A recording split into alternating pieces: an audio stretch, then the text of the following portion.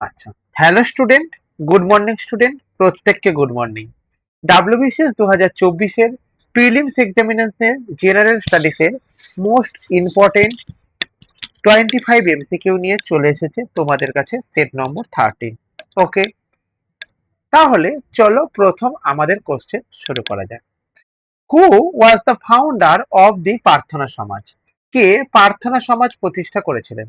Option A Atmaram Pandurang, option B Raja Rammohan Roy, option C Swami Vivekananda, option D Jyotiba ফুলে।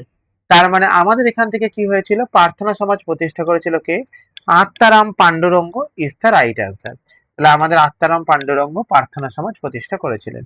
তাহলে আত্মারাম পাণ্ডুরঙ্গ 1867 সালে বোম্বেতে সামাজিক ও ধর্মীয় সংস্কারের উদ্দেশ্যে প্রার্থনা সমাজ প্রতিষ্ঠা করেন। তাহলে আত্মারাম পাণ্ডুরঙ্গ ফাউন্ডেড দ্য প্রার্থনা সমাজ in Bombay in 1867 with the aim of the social and religious reform. Okay.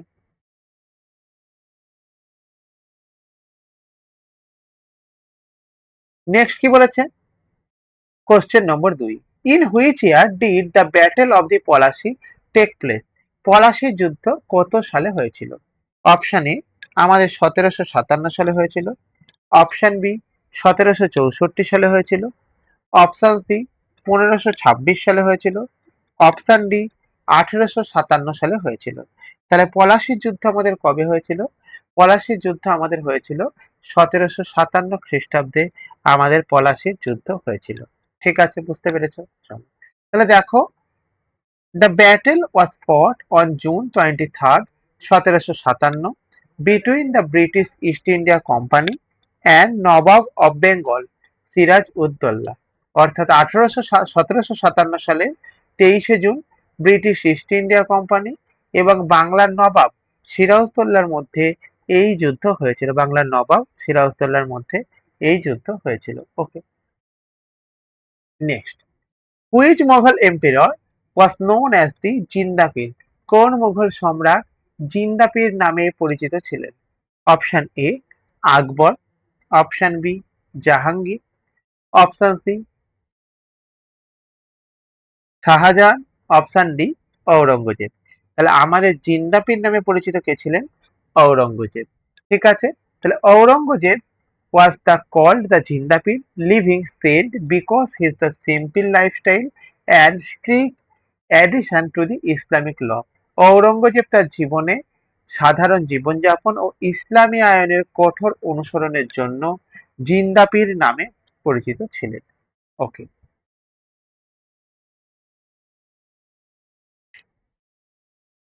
হু আচ্ছা, ভারতীয় জাতীয় কংগ্রেসের প্রথম অধিবেশনে সভাধিপতিত্ব কে করেন?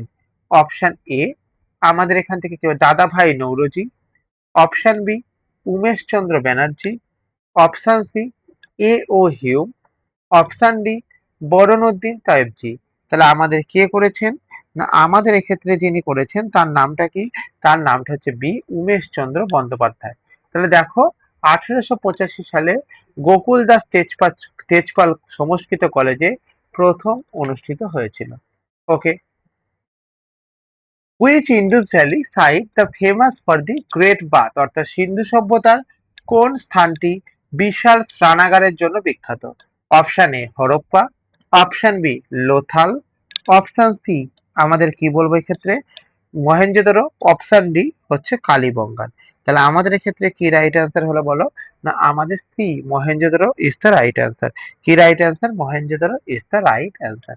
ওকে, তাহলে বিশাল স্নানাগারটি মহেঞ্জোদারোতে সিন্ধু সভ্যতা ধ্বংসাবশেষের অন্যতম অন্যতম পরিচিত স্থাপত্য। ক্লিয়ার হয়েছে এখান থেকে? চলো নেক্সট কি বলবো? Which is the highest peak in West Bengal? পশ্চিমবঙ্গের সর্বোচ্চ শৃঙ্গ কোনটি? Option A Sandakphu, option B Phalut, option C Tiger Hill, option D Gorkhabari. তাহলে আমাদের এখানে কি রাইট অ্যান্সার হবে? Sandakphu is the right answer. Option A Sandakphu is the right answer হচ্ছে আমাদের এখানে রাইট অ্যান্সার। ওকে, তাহলে দেখো Sandakphu is the highest point of the Singalila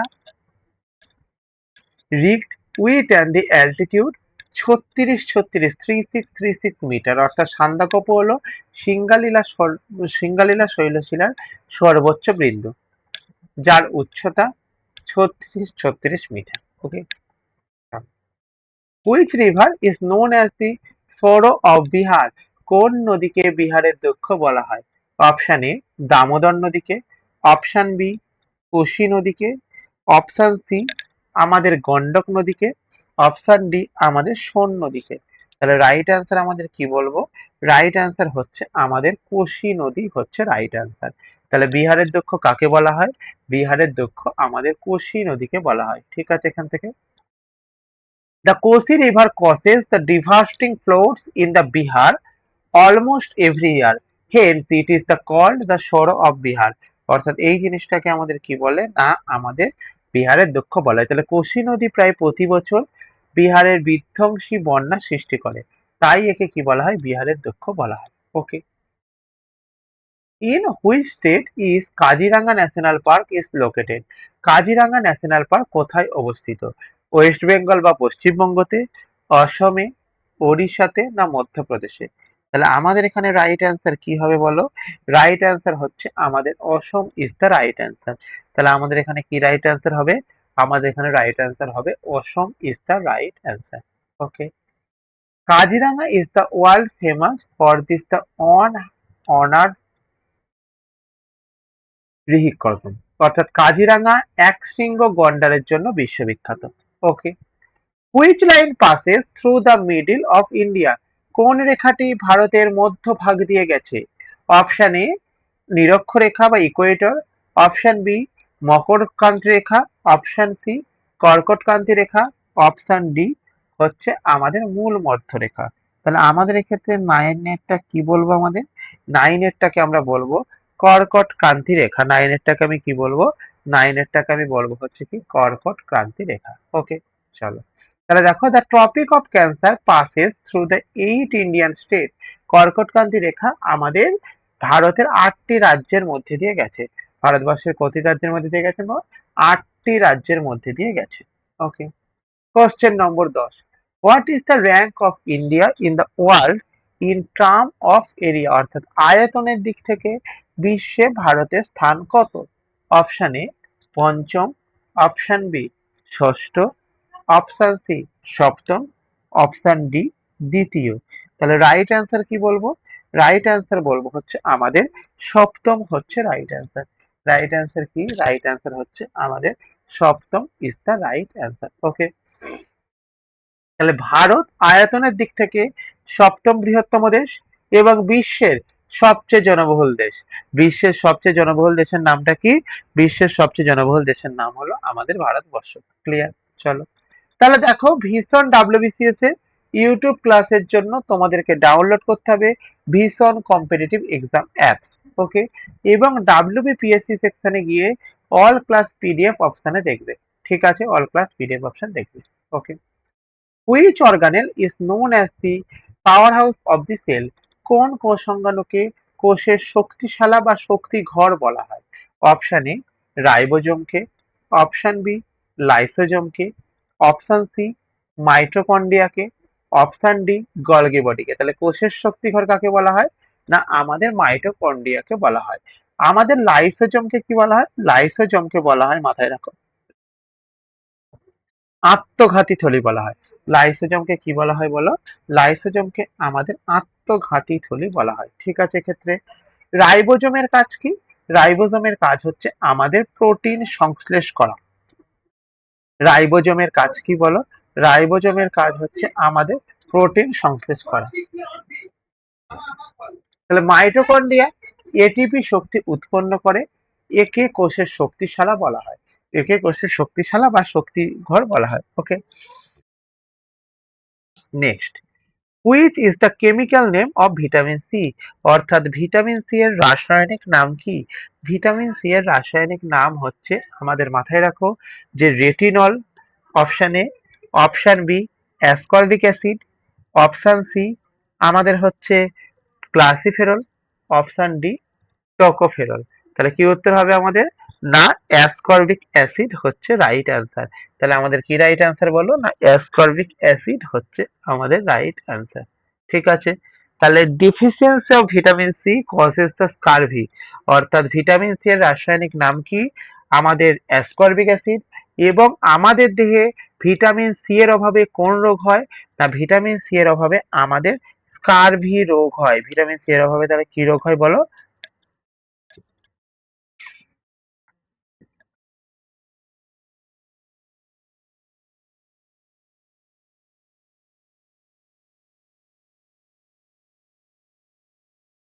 কি রোগ হয়? না, ভিটামিন রোগ, স্কারভি রোগ হয়। আচ্ছা, রেটিনল, রেটিনলের আমাদের রেটিনল কার বিজ্ঞানসম্মত নাম? রেটিনল হচ্ছে আমাদের ভিটামিন এ এর বিজ্ঞানসম্মত নাম। রেটিনল কিসের বিজ্ঞানসম্মত নাম বলো আমাদের ক্ষেত্রে? রেটিনল হচ্ছে আমাদের ভিটামিন এ এর বিজ্ঞানসম্মত নাম। ঠিক আছে, এক্ষেত্রে বুঝতে পেরেছো? তাহলে আমাদের এখান থেকে কি বলেছে? যে আমাদের যদি ক্লাসিফেরলের কথা এসছে, এই ক্লাসিফেরল কোন ভিটামিনের নাম? না, এটা হচ্ছে আমাদের ভিটামিন ডি এর নাম। এটা আমাদের কিসের নাম? এটি হচ্ছে আমাদের ভিটামিন ডি এর নাম। যদি আমাদের উল্টো জিনিস আছে, কি জিনিসটা আছে? না, আমাদের টোকোফেরল আছে। আমাদের যদি কি আসে? না, টোকোফেরল ভিটামিন যদি আসে, তাহলে এটা কিসের নাম? তাহলে হচ্ছে এটা আমাদের ভিটামিন ই এর নাম। এই ভিটামিন ডি পাওয়া যায় কোথা থেকে? না, আমাদের যে সানলাইট আছে, সূর্য থেকে পাওয়া যায়। ভিটামিন ই কে কি বলা হয়? না, আমাদের সুন্দরী ভিটামিন বলা হয়। ভিটামিন ই কে কি বলা হয়? সুন্দরী ভিটামিন বলা হয়। ক্লিয়ার হয়েছে এখান থেকে? ভিটামিন এ কি করে? না, আমাদের চোখের বিভিন্ন রকম রোগ প্রতিরোধ ইত্যাদি ইত্যাদি দেখে। ওকে, চলো। Which instrument use to measure the blood pressure, রক্তচাপ মাপার জন্য কোন যন্ত্র ব্যবহার করা হয়? Barometer, option A, option B hydrometer, option C sphygmomanometer, option D thermometer. তাহলে আমাদের এখানে রাইট অ্যান্সার কি গেল? Sphygmomanometer is the right answer. তাহলে কি রাইট অ্যান্সার বলো? Sphygmomanometer is the right answer. Okay, তাহলে দেখো, a sphygmomanometer is used to measure the force of the blood against the wall of the article, অর্থাৎ ধমনীর দেয়ালে রক্তের চাপ মাপার জন্য স্ফিগমোম্যানোমিটার ব্যবহার করা হয়। স্ফিগমোম্যানোমিটার ব্যবহার করা হয়। What is the SI unit of force, অর্থাৎ বলের এসআই একক কি? বলের এসআই একক কি বলবো আমাদের এখান থেকে? না, বলের এসআই একক হচ্ছে আমাদের জুল, অপশন বি হলো নিউটন, অপশন সি হলো ওয়াট, অপশন ডি হলো পাস্কাল। তাহলে রাইট অ্যান্সার কি গেল আমাদের? রাইট অ্যান্সার গেল নিউটন। ঠিক আছে, তাহলে দেখো আমাদের স্যার আইজাক নিউটনের নাম অনুসারে এখানে এটিকে বলের একক হিসাবে আমাদের পরিমাপ করা হয়।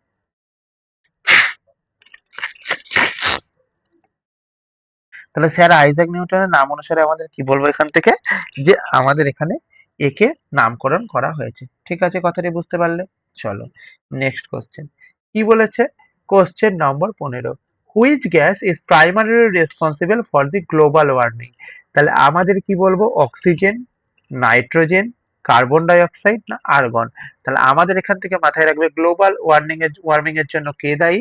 না, আমাদের কার্বন ডাই অক্সাইড দায়ী।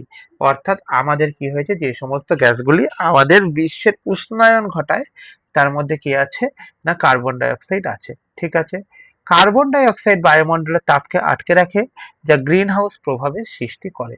ওকে, who is the constitutional head of the state government, অর্থাৎ রাজ্য সরকারের সাংবিধানিক প্রধান কে? অপশন এ আমাদের chief minister, option B governor, option C আমাদের speaker, option D high court of chief justice. তাহলে রাইট অ্যান্সার কি বলবো?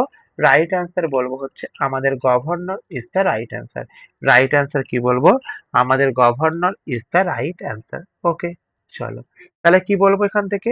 যে হু ইজ দ্য 154 নম্বর ধারা অনুযায়ী, তাহলে according to article 154 the executive power of the state is vested in the governor, অর্থাৎ 154 নম্বর ধারা অনুযায়ী রাজ্যের নির্বাহী ক্ষমতা রাজ্যপালের হাতে ন্যস্ত থাকে। রাজ্যের নির্বাহী ক্ষমতা কার হাতে ন্যস্ত থাকে? রাজ্যপালের ওপর ন্যস্ত থাকে। Okay, which article of the Indian constitution called heart and soul of the constitution, article 14, article 19, article 21, article 32। তাহলে আমাদের এখান থেকে রাইট অ্যান্সার কি হবে বলো? রাইট অ্যান্সার হচ্ছে আমাদের আর্টিকেল 32 হচ্ছে রাইট অ্যান্সার। আর্টিকেল 32 হচ্ছে আমাদের রাইট অ্যান্সার। ওকে, তাহলে ডক্টর বি আর আম্বেদকর 32 নম্বর ধারাকে সাংবিধানিক প্রতিবিধানের অধিকার, সংবিধানের হৃদয় ও আত্মা বলে অভিভূত করেছেন। কে করেছেন? না, ডক্টর বি আর আম্বেদকর করেছেন। What is the minimum age to require to become the president of India? অর্থাৎ ভারতের রাষ্ট্রপতি হবার জন্য সর্বনিম্ন বয়স কত প্রয়োজন? তাহলে আমাদের এখান থেকে কত প্রয়োজন? অপশন এ 25 বছর, অপশন বি 30 বছর, অপশন সি 35 বছর, অপশন ডি 40 বছর। তাহলে আমাদের রাইট অ্যান্সার কি হবে? 35 বছর ইজ দ্য রাইট অ্যান্সার। তাহলে আমাদের রাইট অ্যান্সার কি হবে বলো? 35 বছর is the right answer. Clear? তাহলে দেখো, আমাদের according to article 58 a person must be at least 35 years old to be eligible for the election of president। অর্থাৎ 58 নম্বর ধারা অনুযায়ী রাষ্ট্রপতি হিসাবে নির্বাচিত হবার জন্য কোনো ব্যক্তির বয়স কমপক্ষে আমাদের কি হতে হবে? 35 বছর হতে হবে। কোনো ব্যক্তির বয়স কি হতে হবে? কমপক্ষে 35 বছর হতে হবে। ওকে, চলো।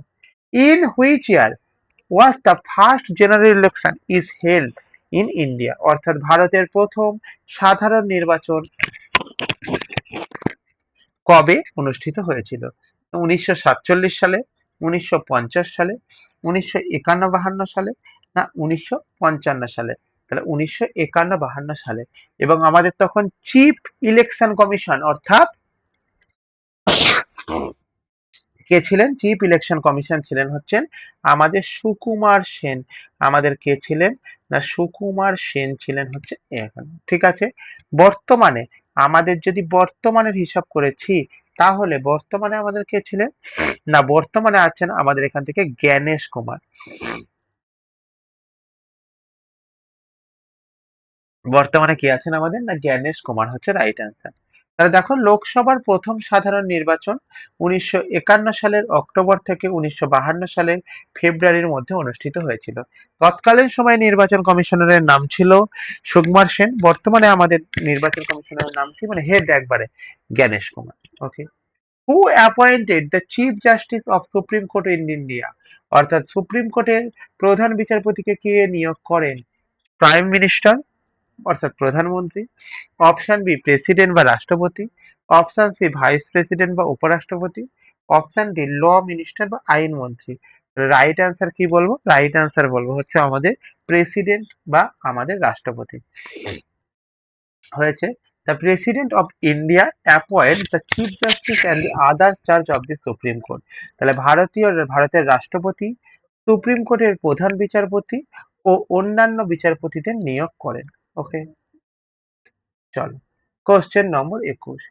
What was the reserve bank of India establish? ভারতীয় রিজার্ভ ব্যাংক কবে প্রতিষ্ঠিত হয়েছিল? অপশন এ আমাদের এখান থেকে কি হয়েছিল? 1935 সালে, অপশন বি 1947 সালে, অপশন সি 1949 সালে, অপশন ডি 1950 সালে। তাহলে রাইট অ্যান্সার কি? 1935 সালে। 1949 সালে কি হয়েছিল? না আমাদের ব্যাংকের একত্রীকরণ হয়েছিল। ব্যাংকের কি হয়েছিল? একত্রীকরণ হয়েছিল 1949 সালে, মানে সেন্ট্রালাইজড করে দেওয়া হয়েছিল ব্যাপারগুলিকে নিয়ে। ওকে, চলো। তাহলে দেখো, আমাদের হিলটন ইয়ং কমিশনের সুপারিশের ভিত্তিতে 1935 সালের 1 এপ্রিল আরবিআই প্রতিষ্ঠা হয়েছিল। তাহলে 1935 সালে কি হয়েছিল আমাদের বলো?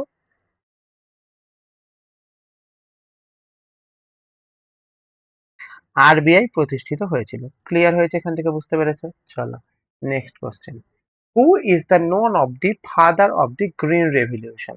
অর্থাৎ আমাদের গ্রিন রেভলিউশনের জনক কাকে বলা হয় ইন ইন্ডিয়া? তাহলে ভারতের সবুজ বিপ্লবের জন্য কাকে বলা হয় বলো? ভার্গিস কুরিয়ানকে, এম এস স্বামীনাথনকে, নরম্যান বোরলাগকে, আর একটা কাকে? না অমর্ত্য সেনকে। অর্থাৎ ভারতের সবুজ বিপ্লবের জনক কাকে বলা হয় বলো? সবুজ বিপ্লবের জনক বলা হয় আমাদের এম এস স্বামীনাথনকে। আমাদের ভারতবর্ষের সবুজ বিপ্লবের জন্য কাকে বলা হয়? না এম এস স্বামীনাথনকে বলা হয়।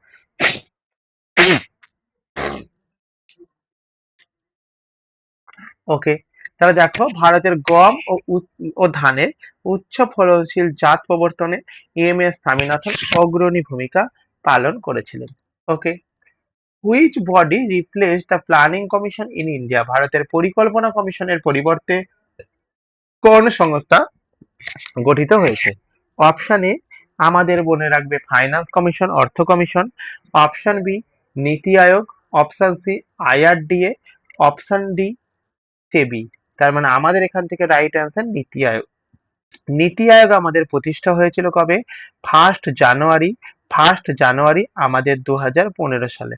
আমাদের কি হয়েছিল বলো? ফার্স্ট জানুয়ারি আমাদের 2015 সালে আমাদের হয়েছিল। ঠিক আছে, চলো নেক্সট। নীতি আয়োগ তার মানে কি হয়েছে? পরিকল্পনা কমিশনের পরিবর্তে নীতি আয়োগ was formed on the 1st January 2015 to replace the planning commission. অর্থাৎ প্ল্যানিং কমিশনের পরিবর্তে 2015 সালে আমাদের কি হয়েছিল?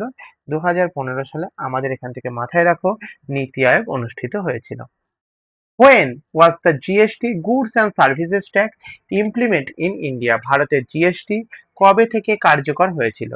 1st জানুয়ারি 2017, 1st April 2017, 1st July 2017, 1st August 2017। তাহলে মনে রাখবে 1st জুলাই 2017 আমাদের জিএসটি কি হয়েছিল? কার্যকর হয়েছিল।